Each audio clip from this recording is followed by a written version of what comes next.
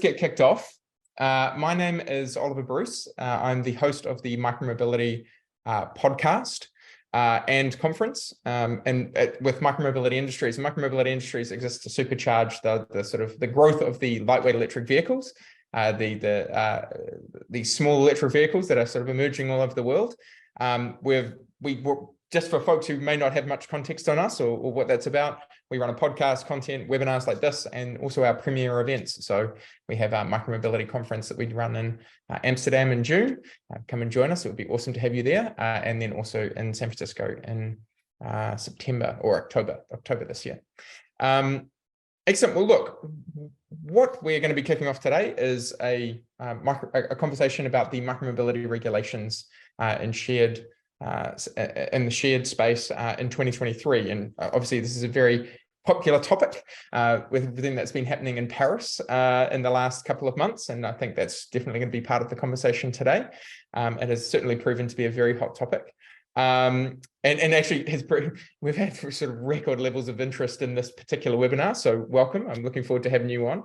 Now, before I do ask my panelists, a very esteemed group, to introduce themselves, I would just like to go through a couple of very quick housekeeping pieces. So we will be talking for about 35 to 40 minutes, and then we'll have time for questions at the end. If you do have questions, please put them in the Q&A at the bottom here, and I will manage that at the end for this. And obviously, this panel is recorded as well, so you'll have a chance to come back and see it later. But yes, I'm really looking forward to this conversation. And so I think what we do is we'd kick off with a round of introductions for our panel, and we'll go from there. And then we'll kick us off. So, Michael, if I can ask you to introduce yourself, we'll go Michael, Felix, Martin, and then Usman. Michael, give me 1 second. I'm going to pull up this slide for you, so we can get this one going. This should work. Here we go. Can you see that? Nope, sorry. Yeah, that's great. There we go. Perfect. Onwards, Michael. Thank you, Oliver. Yeah, my name is Michael. I'm since 2.5 years at ID Now, responsible for the mobility and travel sector. And what is ID Now doing? We provide digital identity verification. We're one of the leading provider in Europe and even beyond. And yeah, as a German company, coming from the finance sector, we have quite a lot of experience with different kind of regulations, because you can imagine in Germany, the regulations in banking and finance are really the strictest in the world. And this is also how our services in general are built. And yeah, happy to have this discussion today with a nice setup of people. So yeah. Fantastic. Thank you, Michael. Felix. Yeah. Hello, everyone, and also welcome from my side. My name is Felix. I'm since 2 years at GoUrban, taking care of our customers. And yeah, what is actually GoUrban doing? So we are a mobility platform offering shared mobility services to a broad variety of operators. And therefore, yeah, we're also operating multi-country, multi-continental, are operating in more than 100 cities and already have more than 33,000 vehicles connected to our platform. So yeah, happy to share some insights and have a good discussion with all of you together on this topic. Fantastic. Thank you, Felix. And Martin. Yes, thank you. Good morning, everyone. My name is Martin Lefranc. I work as a new mobility policy advisor at Brussels Mobility, which is a regional agency, the Urban Transport Authority. And our responsibility, one of our roles, is carrying out our sustainable urban mobility plan, which is called Good Move, an award-winning SUMP, actually. So I'll talk quite a lot about that during the discussion. One important detail that I want to stress is that we are 100% urban region and not a city. I mean, it's a city, of course, but it's important to understand that we are a region with its own system for policy and lawmaking. We have a parliament and a government. So it's a very important difference between like a regular municipality. But we do have 19 municipalities with a lot of competence in terms of transport. So it's a big work to actually discuss transport in Brussels. I didn't know that detail. This is marvelous. I'm learning things as we go. Okay, excellent. And I'm gonna just get me going here. All right, perfect. All right, and cancel. My apologies. Okay, Usman, please introduce yourself. Thank you. Hi, everybody. My name is Usman. I work as product manager at Tier Mobility. I've been involved in urban mobility space for more than 4 years. Since joining Tier for 2 years now, I've been involved in various safety and compliance initiatives. First in my capacity of product operations, and then as a product manager for our parking compliance team, and now our safety and compliance team. Our team focuses on underage riding, sidewalk riding, tandem riding topics, to name a few, and really looking forward to chip in from the experience I have gathered over the last few years. Fantastic. Awesome. Well, look, I feel that as I sort of mentioned in the early, in my introduction, the story of Paris has kind of dominated the entire conversation around especially shared micromobility and the regulations that exist there. And so what I wanted to do actually is to start off maybe with sort of 45 seconds from each of you about, what is the impact of that recent ban in Paris been on sort of the micromobility landscape, specifically in Europe? And, do you think this is like the canary in the coal mine? Is this the next step for a lot of other cities going to pick this up and run with it? So maybe what we'll do is we'll go Martin first, Usman, Michael, and then Felix. Great. Yes, I think the first impact, the first consequence is going to be even more pressure on these type of services than there was before, and there was quite a lot already. There's going to be demand for higher quality of services and demand for less impact on other users of the public space. I think it's a very important point to tackle. But right now, I think it's more of a bit of a waiting game. I don't think there's a lot of question rather than actual direct and tangible impacts. I think cities will react by having more and more expectations, as I said, from operators. So there will be the operators will have to step up their game. And I think we also might see some other cities ban these services, but it's not a general trend, because Paris is definitely a very important city with a lot of influence. I mean, they've done incredible things in terms of transport and urban transformation in the past few years. So it's normal that they have influence, but it's not a done deal yet. And these cities might even reconsider it later on, actually. So it's just how things go. Folks, I just realized I'm assuming everybody on this call, on the webinar, actually, I assumed everybody knew what happened in Paris. I feel like I should really just be super clear that just before we go on, sorry, it was but just, yeah, that there was a public vote that happened possibly I think it was about 10 days ago, and it was maybe 2 weeks, and it was a citywide referendum on whether or not public shared scooters would be allowed to function inside of the city. And it was voted on by about 8% of the registered voter base, but it was at that point overwhelmingly in favor of them being banned. And so the mayor, Inés Hidalgo, has said, I will remove them over time. And it's just, she will adhere to the binding of the referendum, even though it wasn't technically a binding referendum. Have I missed anything? Nope, broadly okay? Okay, brilliant. Right, well, with that context, this is why it's an interesting conversation. I think it's just because this is the first time that sort of a large city like this, especially Paris, who's been seen as the leader in this space, has come out and said, look, we're going to ban these shared services. So, sorry, Usman, please continue. Thanks for setting up the stage. Yeah, I mean, it's very unfortunate, right? Like, personally, I'm also very disappointed, to be honest. As you both mentioned, Paris has been leading on the micromobility front. Like, they were the first ones to basically bring very organized mandatory parking requirements, and it has served as one of the key examples when we talked about to the other cities. But now we're talking about also a vote where only 7% of the voters turned out. So a very small group of people had a very proportionate impact or influence on the mobility landscape of the city. So when we talk about like its impact on the other cities, I think what we see is that all the other cities are actually moving in a completely opposite direction, where they're embracing micromobility as an integral part of their mobility ecosystem, because they do see that it can actually help them kind of eliminate this unnecessary usage of car. And a study that Paris commissioned last summer, it clearly showed that 19% of the trips that were made in Paris would have otherwise been made by another motorized vehicle options. So it doesn't surprise me that all the other cities are moving in a complete opposite direction. Yes, there will be more chats about the regulations. There will be more chats about what's yet to come. But I think when we talk about its impact, and if we will see the same trend in other cities, that's where I would be very doubtful. Thank you, Usman. Michael.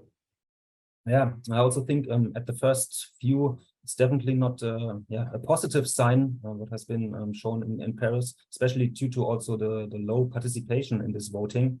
However, it shows that from all sides, there is still a lot of things to do, not only from operators, but also from the cities, from any kind of providers that are involved to create this importance, the awareness, and the reputation of alternative transport methods in especially bigger cities.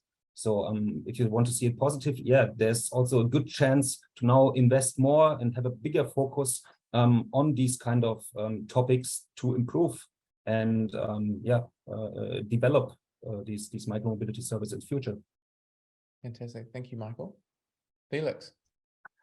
Yeah, indeed, just can go in line what we already said. So it's unfortunate what happened in Paris due to the low people. But I also think that cities will consider, due to the example of Paris, that there will be some regulations. However, we are just not sure in what circumstances. And I think also it depends on the city itself. So is this now a touristic city, or is this now a working city? So I think this depends a lot on the factors the cities will make the decisions upon. Because in some cities, the micromobility is, as Usman said, more embedded than in others. And if we don't have now the level yet where the micromobility is very close embedded, then I think maybe cities can overreact or underreact. So that's not known at the moment. But I think the bigger impact is now on the operators itself to reach this sweet spot of profitability where the market is now trending to, and it's going to get way harder for them. So I think that's a very big point, and also disappointing to see that we're getting a step further away from where we already have been and where the market could have been already. So I mean, we also could see now other decisions in Vienna, for example, where the regulations were quite well, but for example, T-Mobility now did not win this tender yet. But other operators, actually like Voi, now won the city tender there. And this is now other developments we see due to regulations coming up in about 5 days, right? So 1st of May, we have new regulations in Vienna. And so we see the market is moving a lot. Totally. And actually that's where I want to go with this. So like, how are micromobility companies sort of adapting their strategies these days? And not only their business models and their strategies in response to sort of like Paris, I feel is maybe sort of like on one extreme, but like certainly I feel, as a couple of you have sort of said, it's getting harder and harder to operate these businesses. Usman, you're obviously kind of involved in this deeply with TIER, and I'd love to hear from you as well, Felix, after that. So maybe Usman, if you go first and just let us know sort of how shared operators are thinking about adapting to these challenges. I think from the very start, like all micromobility operators, like they have to navigate through very challenging regulatory frameworks. And these regulations vary between cities, like between countries, because cities have unique requirements, they have different needs. But I guess regardless of all the regulatory challenges, we do see the industry itself is evolving. As we learn more about the users, we learn more about the public concerns. For example, if you compare the first generation scooters with the latest generation of scooters, you clearly see a big difference in the safety features. Like recently, like actually last year, our team collaborated with the visually impaired organization in the UK, and like we are now developing a vehicle for which would alert like visually impaired people about an incoming scooter. And if you look at like all the public, like all the product offerings, we see a similar trend, right? Like if you, a few years back, you would not have imagined a scooter having the ability to realize if it's driving on a pavement or a street, or if there's going to be one person, if there's a one person on the scooter or more than one person on the scooter. And these are all things that like have evolved over the last years. And I think this trend will stay the same. The operators do realize that they need to really always like surprise their users or like meet the needs of their users, but also the public, because after all, like the public are like is the potential customer, right? So I think yes, Paris ban is a setback, but I think the will or the drive of all the operators to keep improving will stay the same. And I think like if I talk about the company I work at, Tier, like these regulations or the changes like are not making us go back to our drawing board again and like revisit our strategy, because we have been very dedicated towards like making sure we keep improving our safety offerings, because in the end it's going to help us retain our customers, but also increase our market share to by attracting the other people like who we have not yet attracted towards our offerings. I totally hear you. Thank you. Felix, do you have any, what would you add to that as well about what you're seeing from operators? Yeah, I think also like the Paris ban is now bringing us a great opportunity to rethink shared mobility in a new way. And therefore, the operators now probably will tend to go in a three-step process, what I saw also in other markets that got regulated more. So at first step, probably you would move to another area, right? So to adapt and just keep your revenue and be in an unregulated market. Whereas then in the second step, in like a midterm situation, you would then focus on actually prevent the situation what happened in the city that got over-regulated, and already include the city from the beginning. So have a conversation with the public and think how the shared mobility can go hand in hand together with the city. And then you have like also technology coming in, as Usman said. So how can we actually prevent all the things that are affecting in the public, and to together go in one direction, so that both the operator and the city and the public is happy about what's happening. And then in a long-term runway, you probably would think about how can you as an operator be more effective, thinking about focusing on what is most important for you, right? As an operator would be the service to offer to the users, or to reduce costs working with other technology partners, or bringing in other steps that make everything better from the focus area you can go into, because you do not need to reinvent the wheel. Totally.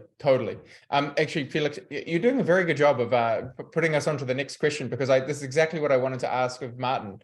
So Martin, how can companies that are coming for, you know, as someone who works within the city of Brussels, and you have an understanding of like how a city is thinking about this, what are the ways that micromobility operators can and or should be working with cities, and I'd love to hear your perspective, and then Usman, if you wanted to jump in and just sort of any other kind of things you might add as well based on your experience as well, that would be really helpful.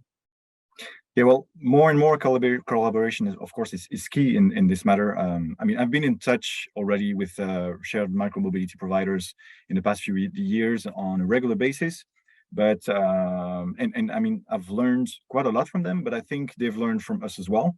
And I think that really we can feed each other in terms of how to run a city from our perspective, and how to operate these kind of services from their perspective. It's very rich conversation, but so far, the meetings that we had with providers were mainly about policies and governance. I think we should go further than that and organize these kind of discussions and meetings with providers on a faster rhythm, and also talk about operations as well. I think, again, there's a topic that we've missed so far, really how things are going on in the field and how we can make things better just for everyone. So I think in that kind of sense, that kind of approach, I see that we see more and more of the B2G model being developed. And I think it's it's an important trend. We'll see how it goes. I mean, we hear more and more talking about bike sharing or micromobility or whatever. That's not actually the actual point, but bike sharing being the fourth mode or fourth pillar of public transport. That's a topic that we discuss on a regular basis. So I think the stronger kind of collaboration between providers and cities and city governments will definitely being strength more something that we do on a more regular basis. Before you go, I want to ask one follow-up question of you, Martin, which is around you mentioned that you started out with governance and regulatory and that maybe you're going to get into operations. How would we get conversations going with shared micromobility operators where they're invited in as a sort of like, hey, you can contribute to the public transport mix within the city, like you can help us achieve our strategic goals, especially around emissions reductions or other things. I'm kind of curious because it's one of these things that I have also struggled to work out. Like I work with regulators in New Zealand and for them, it's like, I see this as a regulatory thing and I don't want to effectively assist this to happen, but because it's very new technology, right? Like it still feels like it's coming down the pipe. It's not here per se, it's here, it's on the streets, but it's not embedded in as we have with buses and trains and cars that we've had in our cities for, decades. So like, what's the kind of twist that you think that can happen so that regulators get excited about the potential of shared micromobility operators? And I'd love your feedback and thoughts on that. With pleasure. I think definitely in the meetings that we've organized with the providers, the main topic was regulations, but actually we were talking about regulations in a wider environment, wider topic. As I said, we have a sustainable urban mobility plan, which is a good move. So we've set micromobility and shared mobility in that vision. It's a part of our strategy. And we want to tell that story to the providers, just so they can understand how their role is in that kind of strategic plan. So we've really been telling that story, but also on a wider sense in terms of the people that we're inviting to these meetings. So they're of course the providers, but also other city representatives, the 19 municipalities as well, and really other different regional agencies, so that we can share our different views that might be different actually often on this topic, but at least it raises the kind of debate that we have about micromobility. I certainly think that this has been, I think, part of the challenge, right? Is it is a debate, and there are a lot of people who are annoyed. It's like, what on earth are these scooters doing on my street? And you have to start from there. But actually, it's like, oh well, look, how do we achieve these decarbonization goals that you also have as a city, and like, how do you contribute to that conversation? Sometimes there's a bit of has not been the match made so much. Usman, do you have anything to add, just based on your experience? Obviously, you're in there, you're talking with cities. I know that you've, the team at TIER is obviously very active and engaged in this space as well. Sure, and I think I can just build on the point that you raised, because it's a very important point, right? Because when we talk about micromobility, we need to go back at the why. Micromobility is just a means to an end, right? Like our cities are in a dire need of a sustainable mobility solution. Like we see what's happening with climate change. I personally come from Pakistan, a country which is emitting only 1% of greenhouse emissions, but is like the top 10 most vulnerable countries in the world. Like last year, we had the worst floods ever, which displaced millions of people. And we need something right now. I'm not saying micromobility is perfect, right? But it's here right now, right? And it does show a very good potential to help us get to our goals, which is to provide our cities with a sustainable mobility solution. McKinsey did a research, I think, at the start of this year, where they're basically forecasting that micromobility can help us reduce carbon emissions in our cities by 30 to 50% by 2030 in a scenario compared to where there is no micromobility. So I'm very happy to see that the cities are actively collaborating with us, and we have very open channels of discussing broader topics than like only how we can regulate one or the other thing. But I think for this to really be successful, we need to have these discussions with broader stakeholders, because when we talk about broader stakeholders, that also means communities, that also means the users that are who are already using micromobility. It also involves discussions with the policymakers, because all of us have different preferences and needs. As an operator, yes, we want to be profitable. As a city, yes, you want to make sure that your public has the best offerings. But sometimes there's also short-term political motives as well, right? But also the micromobility users, they may have different needs. Public has different needs. So I think if we really want this to be successful, we need to engage in broader discussions so we can foster this trust and cooperation between all different parties.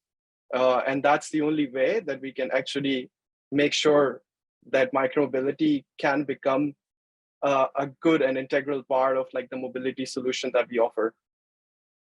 Fantastic, thank you. Yeah, I mean, the question around the sort of multimodal transport systems, I think, is the part that's the real like nugget of it, in my view, because I think shared, if you ask me, you know, and like I've spent 5 years looking at this space, I spent a lot of time, I've interviewed almost every leader in shared micromobility globally, and there are, you know, there are a couple of companies obviously that make money in this space, and shared is like there are profitable companies in the shared space for micromobility, and yet to me it always has felt like these are companies that should be included in that transport funding mix in the same way that, for example, buses and trains and other things are. And we haven't really had that conversation yet.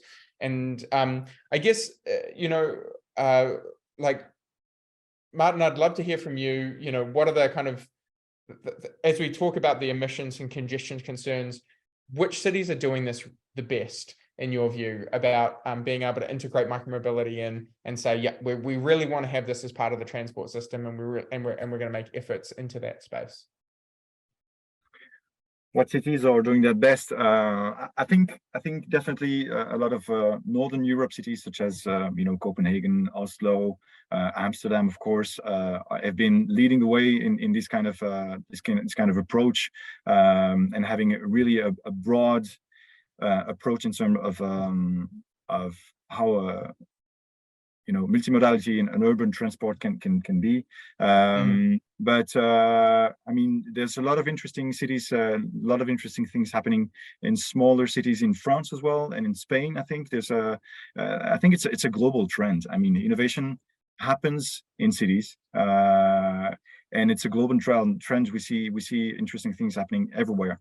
And one thing is for sure, we're always and the most critical about your own city, which is normal. It's a natural thing, but sometimes you can be. I'm guilty of this. Yeah. We all are. I believe we all are. Yeah, absolutely. And I'm being very critical of my own city, but I believe we've been doing very interesting things as well in Brussels. So as I said, this sustainable urban mobility plan, Good Move, has been initiated a lot of changes. I mean, when I look back 10 years ago from now,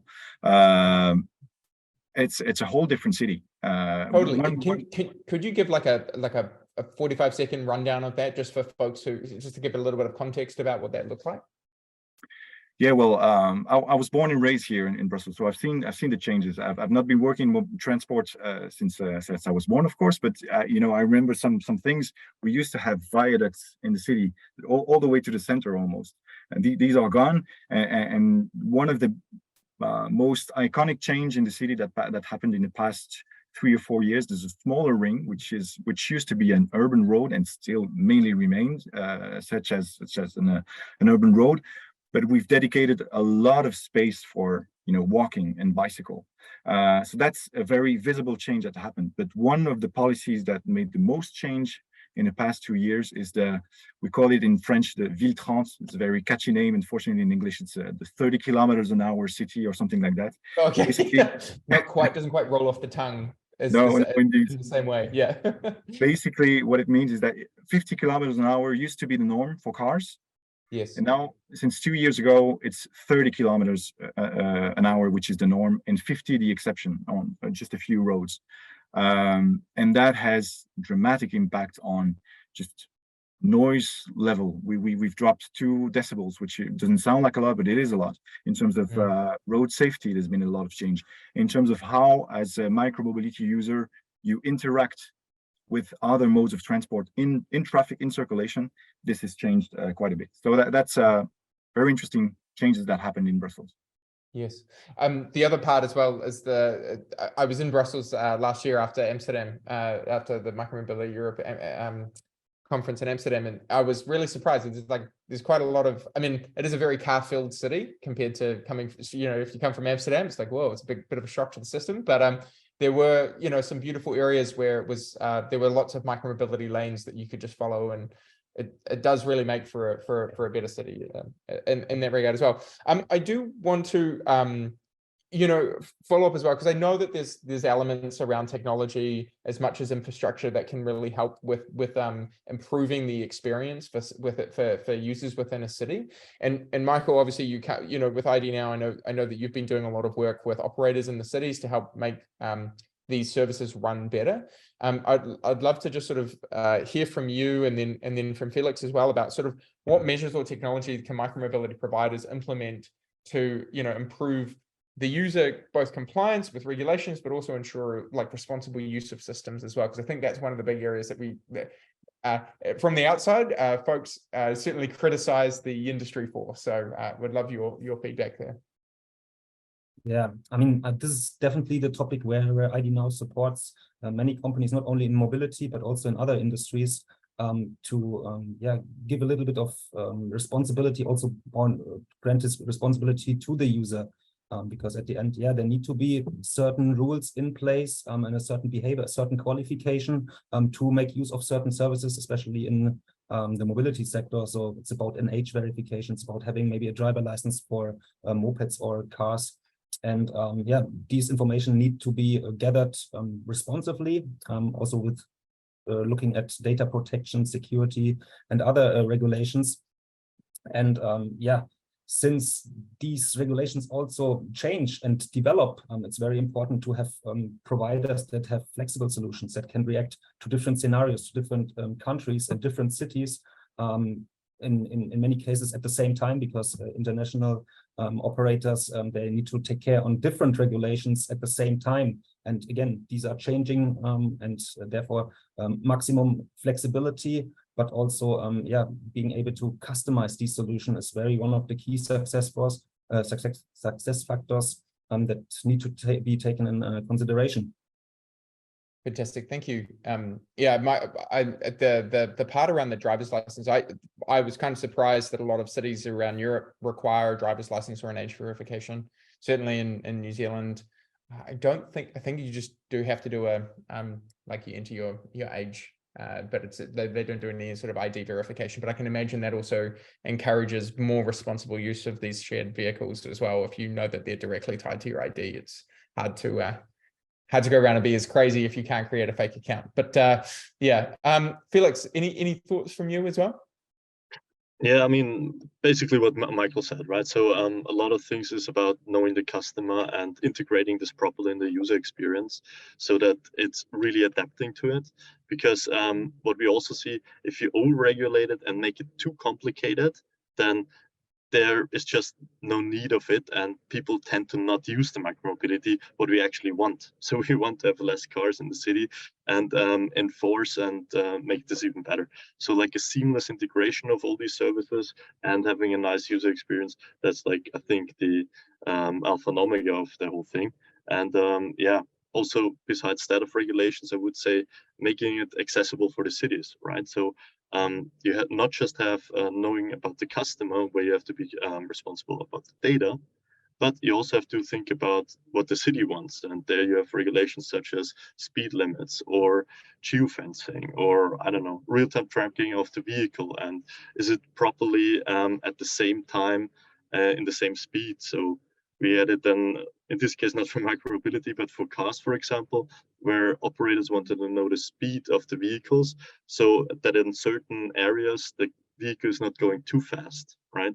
And for example, on a highway, if you're going faster than 130 kilometers an hour in this specific country, they wanted even to fine without the police fining the user. So certain things there can also be done. And I think it's also going in this direction that the operators want to be a bit more strict with that. And so in basic, it's like encouraging like the user doing the right thing and providing this seamless experience from start to end. Excellent, thank you. So folks, we have about 5 minutes or so of us talking left. We already have quite a few questions in the Q&A, and I want to make sure that we get to those.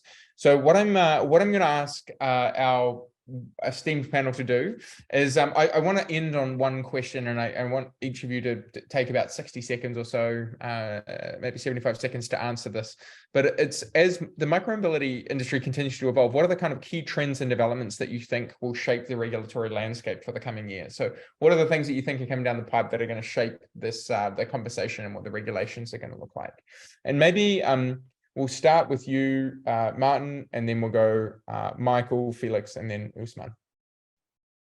Yeah, well, I think one thing for sure, we're mostly talking about scooters, e-scooters, in the aftermath of the decision of Paris.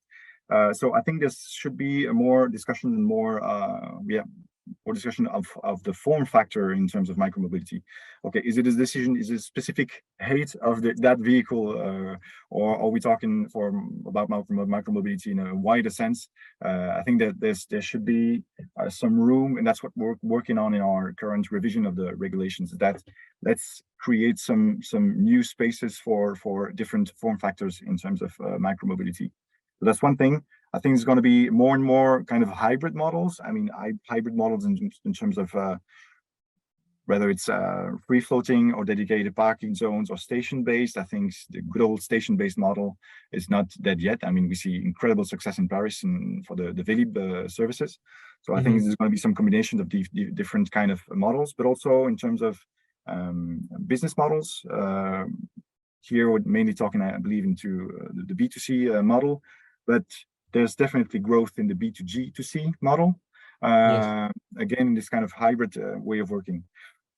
In all, I think one big trend is that regulations will be more and more performance-based. If rules are followed, and if we can measure the actual impact of shared micromobility on the transport system, I think we can plan further ahead in terms of how micromobility fits. I think cities are now, setting the regular meter to the max, just to balance things back a little bit, and just to be able to work on healthier, foundation further on in the future.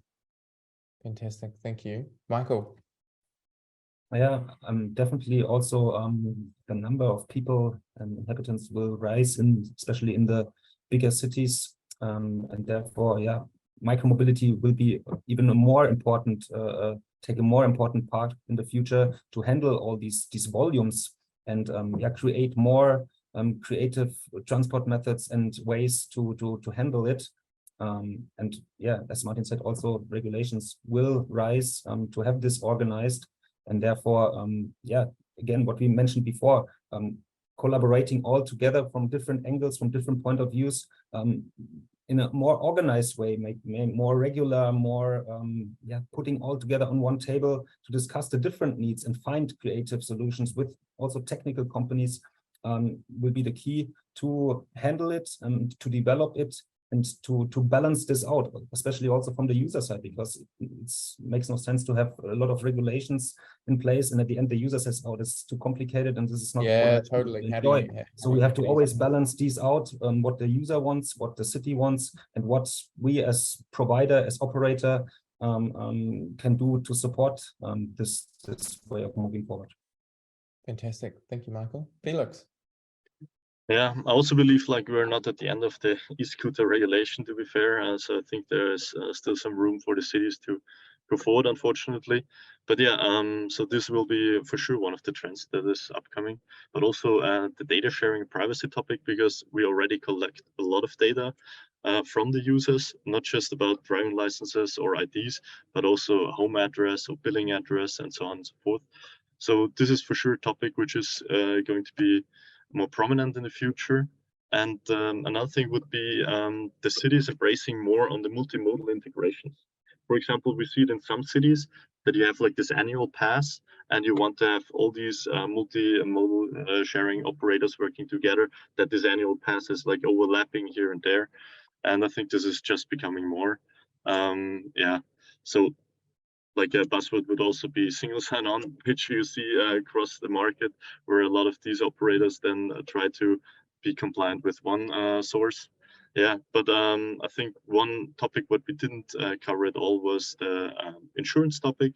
So I think stricter insurance regulations for the providers will become a topic where we have to focus on. Yeah, and yeah, lastly, I would also say lowering the environment impact, because what happens after the vehicles have been used? I mean, the duration of the vehicles being in use is getting longer, but not all of them are already at this stage that they're in use for 5-6 years. So that it will be disposed at some point. And this impact we also have to be aware of and take into consideration.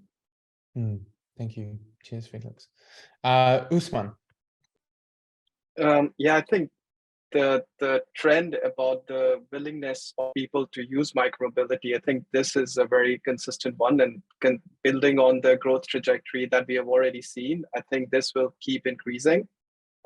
With the coming from a product background, I think the technological advancements will keep happening, will allow operators to provide like safer rider experience.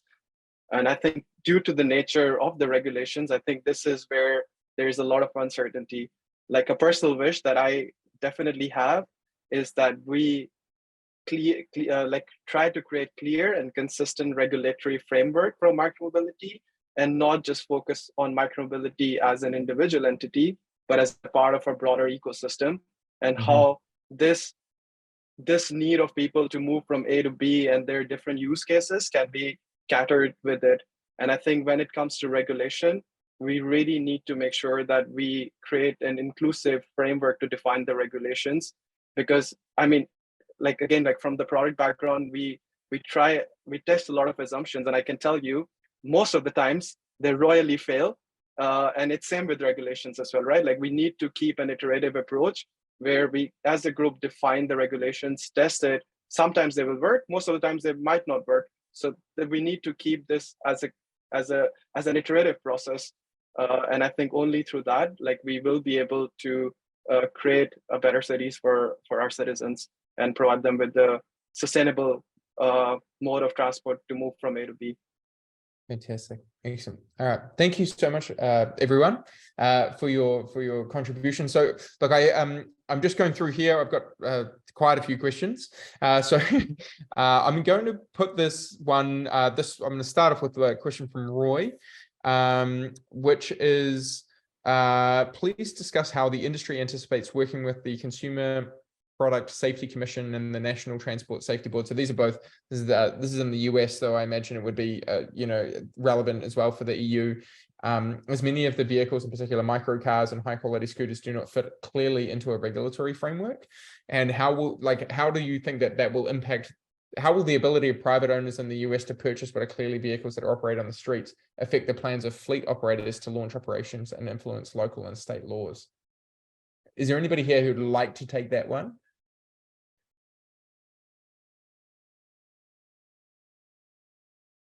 Okay, all right then. Well, look, I will. Martin, yeah, you want to jump in? I could try and say a few words about this. So I think in Europe, there's quite a lot of regulations about these type of vehicles, light electric vehicles happening at the top level, so at the European level. But they don't fit. Every type of vehicles don't fit in that kind of descriptions. That I think there has to be some evolution, and then these kind of principles are translated in traffic regulations at a national level.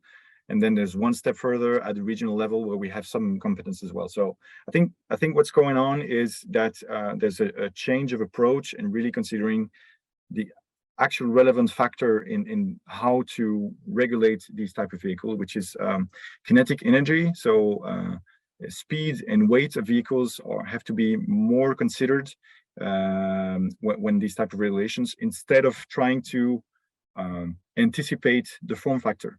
We always want to fit one type of vehicle in just under a label. And for example, the e-scooter was a vehicle that wasn't even mentioned in traffic regulations in Belgium up until I think last year, something like that. So it's better to be future-proof and not define with the label the different kind of form factor, but just try to regulate in terms of kinetic energy That's what the actual relevant parameter is in terms of road safety. Excellent. Thank you. Hope it helps. Yeah, no, that's great.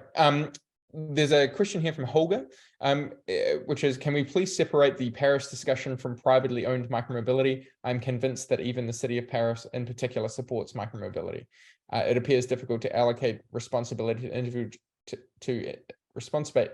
allocate responsibility to individuals not willing to follow rules of social behavior. How do you think that rentals can cope with this requirement? I do actually think this is a really relevant point. One of the things that Horace Deju, one of the co-founders of Micromobility Industry, said is that, you know, Paris, well, France in particular, sold 1 million shared private e-scooters last year. So even the shared, you know, while there is obviously pushback on shared, it does appear that like the market demand is there for these vehicles. And so it really is the question then of like, okay, great, now what do we do? Because these vehicles are still going to appear on the street, they just won't be shareable in the same way that we might have been, they might have been initially deployed. Does anybody here have kind of feedback or thoughts on that one, on that particular topic, on that shift, into private micromobility over shared in response to this? Maybe I can chip in on this specific one. Please. So I think yeah. That clearly shows, I think the demand for privately owned vehicles clearly show that people do want to use micromobility.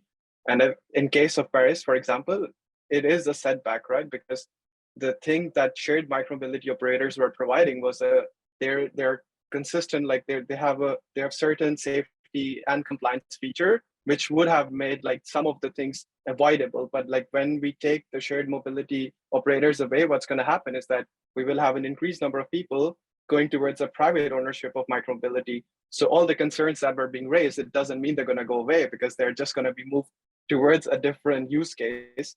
So I think to really tackle this issue, we need to define, it goes back to the same discussion. We need to have a collaborative effort to define how the cities wants to integrate these micromobility solutions, like be it shared or be it the private ownership of these vehicles. Mm-hmm. Yeah, there's a couple of people in here who have talked about the fact that we've obviously focused a lot on shared, and for those who may be logged in and we're looking for not a conversation on shared but on overall micromobility regulation, apologies for misleading you in that regard. But there is a question here about vehicle regulation, right? So max power, max top speed, number of wheels, pedals, no pedals, etc. And I think that's kind of obviously we're alluding to it in this discussion as well, that there's wider discussion really to be had around the vehicle regulations as well that need to exist. I think in particular Europe is like very far leading on this. The US is really kind of stepping, whiplashing itself a little with the with some of the regulations around this, because it has sort of type 1 through type 3 bikes. But e-scooters were in a kind of weird category, and it hasn't really done the advanced segmentation that I think Europe has done around all the different vehicle types that we will see, as you were sort of alluding to, Martin. I think we term it the Cambrian explosion of lightweight electric vehicles, is just because you can make vehicles that look very weird and don't comply to any regulations, because you can kind of make them with lots of modular parts. That's the exciting area about it, because you get a lot of experimentation, but it also obviously makes it challenging to regulate. And what is this? Where does it fit in the transport landscape? Where does it fit on the regulations? Where does it fit in the infrastructure as well, right? And I think that's also a big part of this conversation. So there's a question here: how is your consideration of vehicle to X functionality becoming a part of integrated into micromobility solutions? So that's the conversation around vehicle to vehicle communication, or the cars being able to, for example, see micromobility vehicles as they come along. Unfortunately, Usman just jumped off. But Felix, do you have any feedback on that? Is that sort of technology? Yeah, I think the vehicle connectivity is like one of the major things what we're working on. So it's also evolving constantly. What we see on the market is also with the IoTs having like Usman is back. Having hello Usman, having like new technologies available makes it then also easier for us to actually have these regulations then in place, or to even think about higher safety, what is required from cities. So what Usman already mentioned before was like, you can then even detect if there are two people standing on a kick scooter, or that you know how fast these things are moving. Everything is like then being easier. Also with, for example, gyroscopes being detectable by IoTs. This was like 2-3 years ago, like an idea, but now it's like for the masses possible, and everyone. Felix, you want to just talk a little bit more about that gyroscope technology? What is that, sorry? So that you see if a kick scooter is, for example, toppling over or not. There was like 2 years, for example, not that easily possible to integrate or to even get the events from the IoT, so that you can digest it and make it then like operatable. So for example, that an operator can take an action. Yeah, 2 years ago it was an idea, it was like very new, was not reliable on it, and now it just gets better, and we see this on the market happening, so that also the providers of the technology are ramping up and yeah, giving just the possibilities that we can do these regulations. Fantastic, thank you. Usman, did you have anything to add? The question was around vehicle to vehicle technology, or other ways of you know, is that part of the technology roadmap for TIA? Sorry, I couldn't understand. Oh, the vehicle to vehicle technology. So the ability of scooters to be able to be recognized by cars, for example, like as part of the sensor suite.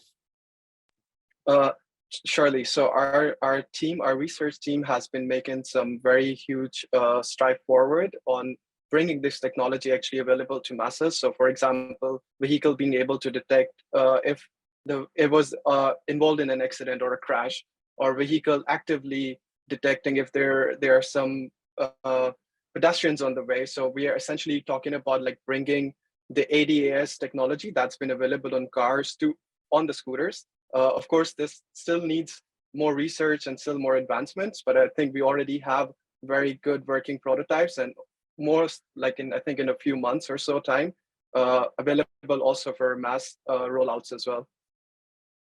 Fantastic, thank you. I have one anonymous attendee asking, is the shared mode the issue with the electric scooter rather than form factor itself? Would the electric scooter not do better in an owned mode?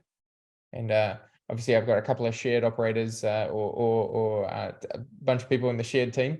Martin, I'd be curious on your perspective on this. Like, are owned scooters part of the conversation about what the transport mix could look like in Brussels? And then I'm happy to jump in as well. I've got some thoughts on this. Well, not enough, I believe. Indeed, most of the discussion, or all the discussion, is happening about shared scooters right now, because they're the most pressing issue in terms of sidewalk clutter, etc., road safety as well.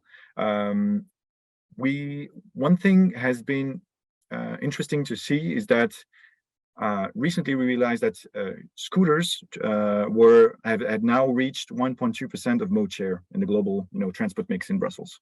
That's something we were completely blind on just a few months ago, and wasn't part of the discussion. Now I see that people are opening their eyes and realizing that 1.2% mode share used to be the mode share of bicycles at the end of last century, and it happened in just a few years.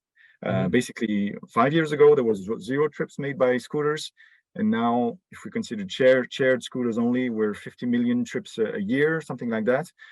So the growth is happening really, really fast.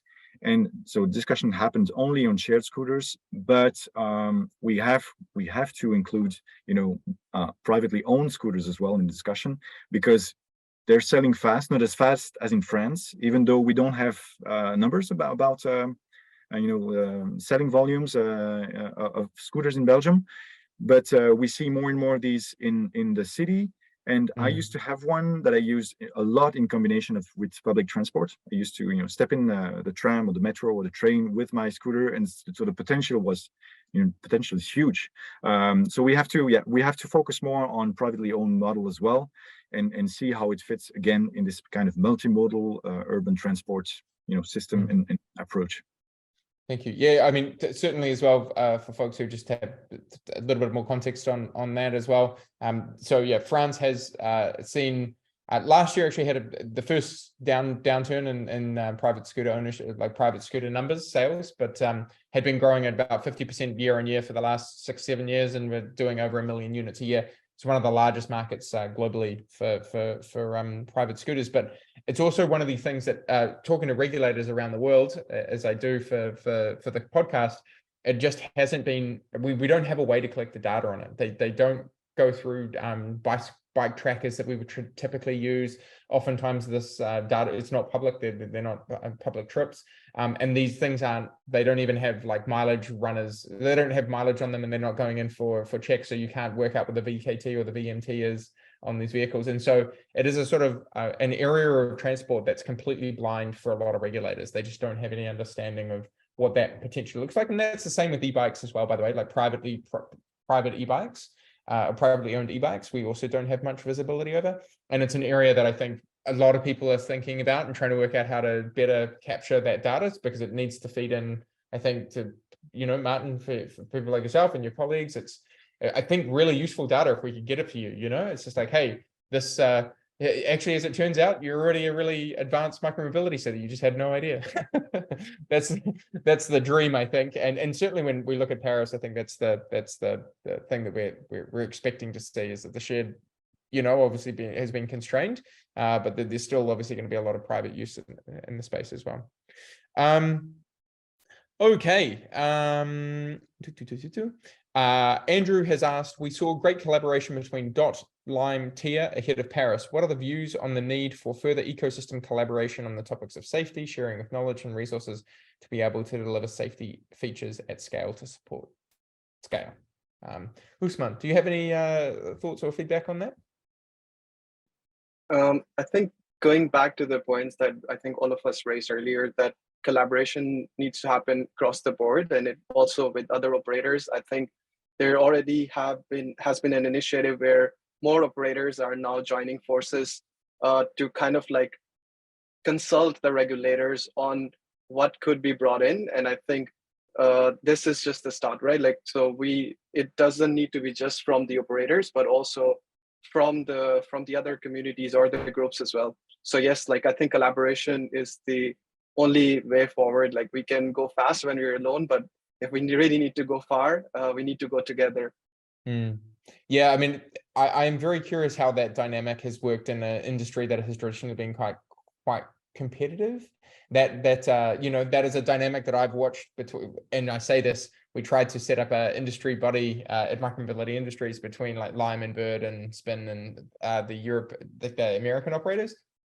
It was very challenging to make that happen. They did, and that was earlier in the industry. I think it's probably, the attitudes have probably shifted. But yeah, curious on thoughts about how to make that happen. Right, we have time for one more question, I think. Oh my, there are so many questions here. I'm so sorry, folks. We're not going to get through all of them. But I will ask this one question for Martin. How do you think how do public authorities, regions, and cities perceive the potential consolidation of operators in the industry, i.e., operators getting acquired by others? Is that something that you factor in when you're thinking about this for shared micromobility operators?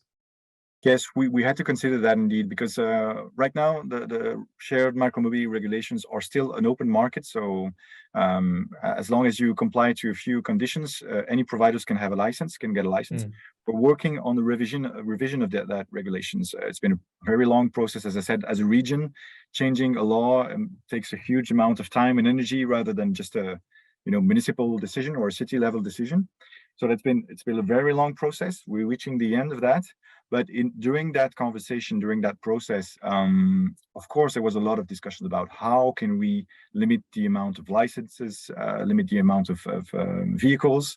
So in that sense, there's been ups and downs when we had lower amount of providers and then went back up. So we had hoped that market consolidation would play a role and help us.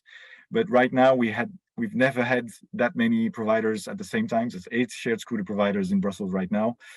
So a lot of vehicles and a lot of pressure. So unfortunately, or I don't know if it's unfortunately, but market consolidation hasn't helped so far, or Yes. not enough. Interesting. Okay. Hey, well, folks, look, we're right at the end of our time here. So I want to say thank you, Martin. Thank you, Usman. Thank you, Michael. And thank you, Felix, so much for joining us. It's been an absolute pleasure. And for folks who have joined from all over the world, thank you so much for joining us. It's been really wonderful. And this presentation will be made public. So we'll work out how to get this up online, and then we'll email everybody who was on this webinar as well with details about that as well. Excellent. All right. Well, hey, thank you everybody, and we'll see you soon. Thank you, Oliver. Thank you, Roman. Thanks, everybody. Thanks, Oliver. Bye-bye. Have a good one. Bye.